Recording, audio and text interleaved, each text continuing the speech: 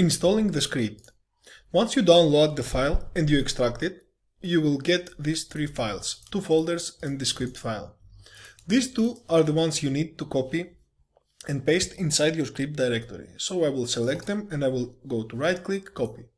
Then we go to our PC, go to C, Program Files, Adobe, our Adobe version, Support Files and Scripts. Right here you go to Paste and I will replace the files in this case. Do this for our current items and I have pasted.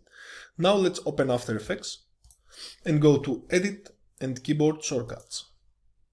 Let's expand a little bit the keyboard shortcut here and we will search in this search box for easy_search. And as you can see here, I will delete this one, we see our script right about here. Now if we click on it and we come under this blank space and simply click, you see this will reveal. Again, I will do it one more time, like so. With this selected, you simply type your keyboard shortcut. In my case, I will type Command or Control space. And as you can see now, this added to this shortcut. Let's click OK. And now if we click our